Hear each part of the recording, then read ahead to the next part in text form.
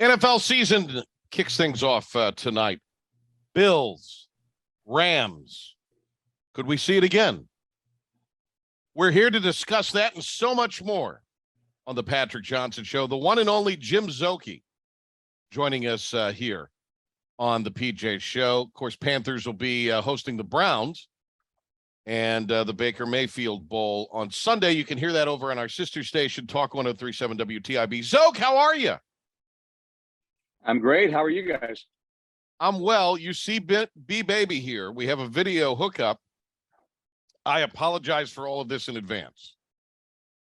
B-Baby is incognito from what I can tell. He has fake sunglasses of some kind. I'm not sure what you guys are referring to. This is the everyday look right here. And he's got a crazy echo going. This is I don't quite understand all this this technology and Ben's involvement in it, Szoke. It's a little strange. Okay, well, Szoke, are you ready to just to give you a little heads up, because this is such a well laid out segment?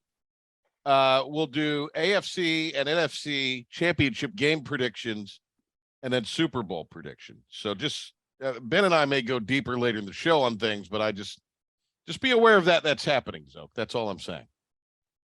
Okay. All right. Okay. You guys can go all 14 playoff teams, and I'll just do the top 4. That's the plan. Well, isn't that what everybody's right. doing today, Szoke? Isn't that what everyone's doing? Yeah, Right? I want top 10 list. Yeah, I want all-time playoff picks. I want to know your fantasy draft. I want to know all of it. Yeah. Oh no, we got subject to some of that nonsense yesterday. All right. So we'll start with some Panther stuff. Baker Mayfield saying this isn't about revenge yesterday. That seems to be a little bit in contrary to what's been reported, and maybe Baker's alluded to in so many words. But that sounds like some week one, don't give the other team any. Do you really need any other ammo in this if you're the Browns or if you're Baker Mayfield, Jim? I mean, I don't think at the top of his list is that it's revenge. I think if they're playing any team in the league, you'd want to win opening day at home. So I think that's true with what he says. I don't think this game's about revenge, and they're here to win every football game, not just the ones where you have emotional attachments to it. But yeah, secondarily, I think obviously, as he said in the past, he's not a robot. This game's got some feelings and meaning to him because of moving on from Cleveland. But he was a big fan of the fans of that team and some teammates that are still there. So I don't think it's a ton of animosity on a personal level, but more with the organization that he'd like to win and show them. But I mean, at the end of the day, you still want to win any game you play in. I don't think it's far-fetched to say that Baker is an upgrade at quarterback over Sam Darnold, who I'm sure is a fine person. But what have you seen so far that has given you where you maybe feel good about Baker Mayfield, assuming you do? I mean, look at the body of work over the 4 years that him and Sam have both been in the league. You know, Baker's had a more successful career. He's got a better win-loss record, much better touchdown to interception ratio. He's been to the playoffs. He's won a playoff game. So he's had success in this league. So I think beyond that, personality-wise, he's a leader, and this position demands that you be something more of a leader. So that, I think, is also an upgrade at that part of it. And he's got the arm strength and the confidence, and seems to have a good grasp. He's a smart guy for running this offense. So definitely, I think they're in a better position because of all that. Jim Szoke, Panthers Radio Network, with us. By the way, Jim will be on the air at high noon on Talk 103.7 WTIB on Sunday with the new look Panthers Radio Network booth opener with the Cleveland Browns for Carolina, Charlotte. Be there, aloha, 1:00 on Sunday. Jim, up front is where the Panthers, have really been on the struggle bus the last several years. Ikuanu, the big, there's been I don't know if there's a knock, but, one of the things that is a bit of a concern is the ability to pass block. How has he improved in your mind, maybe, since drafted, and how much do you believe, how much of maybe that improvement came from those much valued, much talked about joint practices during the preseason?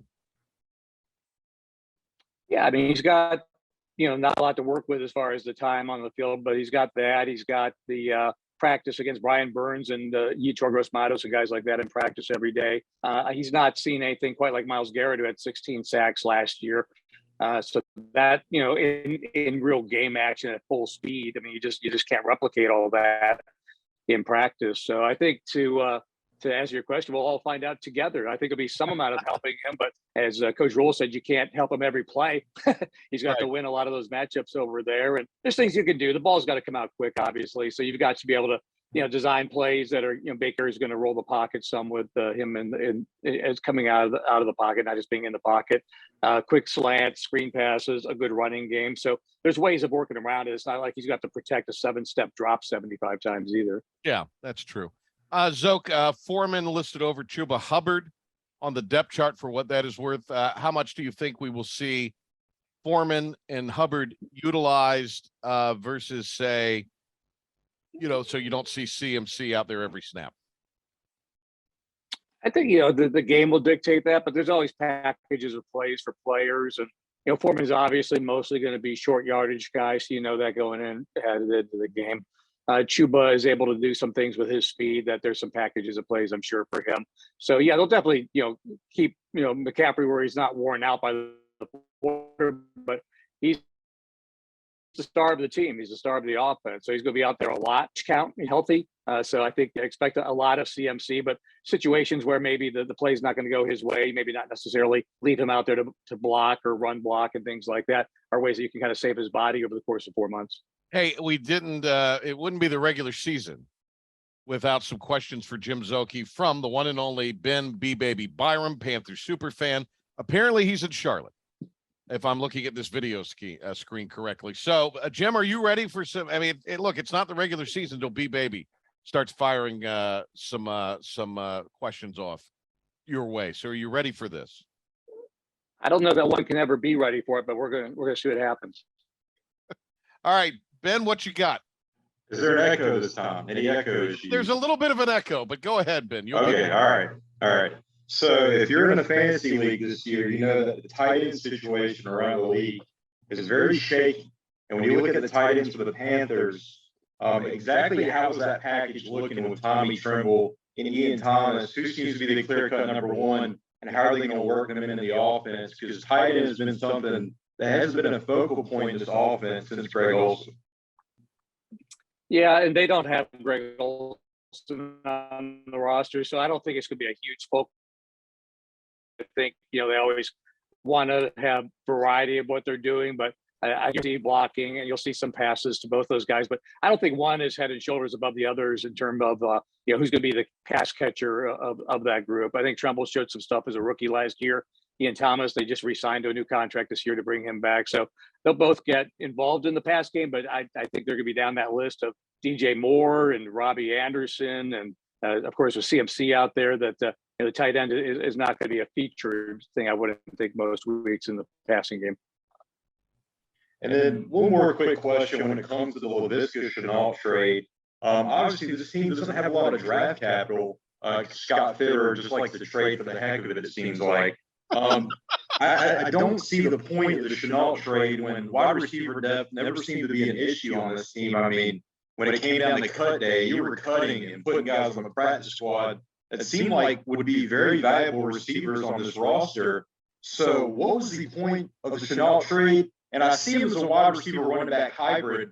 Is that kind of a deal where they're trying to replace the void that Curtis Samuel left behind with Laviska Shenault? Well, they're different players and a different body type. Samuel's a lot smaller player. I think they like Shenault because he's bigger and he can run block when they're in a running situation. He can catch the ball. He can carry the ball as a running back as well. So there's a versatility and a size that he brings that it wasn't at that position. There was some replication in terms of the type of wide receivers they had before. So I think that was their interest in him. And, he was a higher draft pick when he was taken a couple of years ago by Jacksonville. So I think they like his potential as a guy that came out in the second round. So I think Shenault brings them, again, physicality at that position. That as they try to run the ball more, getting some downfield blocking, he can be used that way. But just, again, the variety of what he brings with being a bigger wide receiver. The great Jim Szoke with us here, Panthers Radio Network, on our sister station, Talk 103.7, WTIB, Panthers, Browns, noon airtime, 1 o'clock kick on Sunday. Damian Wilson, third team in 3 years. How's he handled, adjusting to this defense, and kind of where do you see? Do you kind of see him at that Mike spot? I guess maybe being sort of the leader, or the QB, if you will, of the defense. Yeah, I mean, Shaq is going to be the presence as far as the leader of the linebacking group altogether. But, those are three veterans. They brought in Corey Littleton and Damian Wilson. So I think you've got guys with a lot of experience now there. And again, I think it's another position that's been upgraded. I think Frankie Louvu continues to get better and better. So I think that's interesting. And, Brandon Smith, the draft pick at first will be more special teams, but I think Brandon Smith brings a lot of speed and he's an impact hitter. What we've seen so far in some of these preseason games and in training camp. So I like the core. So yeah, I think bringing in those veteran guys lets them bring along Brandon Smith as an example much slowly and is another upgrade at that position. You've been around a little bit, Jim, and so you've seen him come and go. J.C. Horn really didn't get a rookie season. Does he look like a rookie so far in your eyes, or does he look like someone that maybe, has advanced, like he normally would from a first to second year? Well, I mean, he missed a lot of time. There's no doubt about that. So he said at the beginning of training camp, he didn't feel like he was completely out of being a rookie. But, hopefully quickly in the season, I mean, he would play really well, I thought, in the time that he had. It was only 3 games last year in the regular season. But he made an immediate impact. I think he's just a talented guy. So, again, he can only get better by being on the field and playing more games than he has. So he's not all the way there right now, but he is, you can just see it, just a strong press cover guy. You can play him in the box as part of your run defense in there, play him in the slot. So I think he can do a lot of things versatility-wise inside and out, but again, brings a big physical presence to that position as a press corner that they didn't have prior to drafting him. So again, you can only grow as fast as you can in terms of your maturity in this league, but I think he's shown a lot for being a young player. Jim, we're going to get your Super Bowl pick here, and Ben's and mine. But is tonight a preview? They're a little tip off here. What you think? Do you think tonight is a preview of the Super Bowl? Very well could be. I mean, they're definitely going to be 2 of the ones that are picked. I think in anybody's final 4 to 6 that they would expect to be in the Super Bowl. But yeah, a lot of people are kind of down on the Rams. I guess mainly because they won it last year. So is that feeling that you don't get up again to win it 2 years in a row? And that Buffalo is kind of a team that was on the cusp and obviously could have beat Kansas City in that playoff game.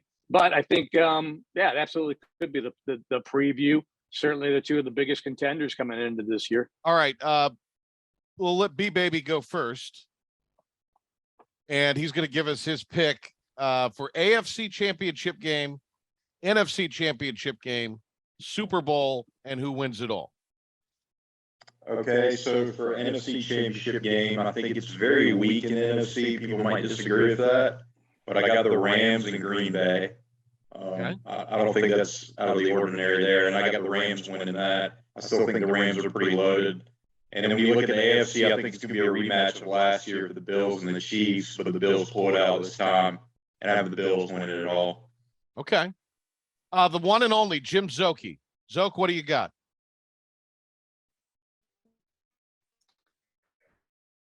Same Final Four. So I have that same Final Four. At me, I think it's going to be Buffalo and the Rams. I think that's the game tonight is that game. And I just think Buffalo's got that little bit of extra. They went out and they added Von Miller to their team this year. I think Kansas City is right there because they can score points with anybody. But I also think that you look at the NFC side, and this is probably like Aaron Rodgers' last chance or so to maybe get in this position to get there once again. But I just don't feel like people are jumping off the Rams bandwagon for any more reason than the fact that they won it last year. So I think if they lost the Super Bowl, people would be picking the Rams this year. So I think I got the Rams for Buffalo. All right. AFC, I'm going Bills, Ravens. Ravens. They got a running back at quarterback. I'm going Bills, Ravens. I'm going Rams, Packers in the NFC. I'm going Bills, Packers in the Super Bowl. And I had the Bills, but since Ben, who did you pick again to win? The Rams? I picked the Bills to win it all. Pick the Bills. Since you and Szoke both picked the Bills, I'm going Packers to win the Super Bowl. Aaron Rodgers rides off into the sunset. How you like that? Boo. All right. That's it. Well, guys, I think a successful debut on some level. I'm not sure what planet Ben is on, but I'm not usually sure what planet Ben's on most of the time anyway. Jim, thanks a bunch. And we'll look forward to the broadcast Sunday as the Panthers open the season against the Browns.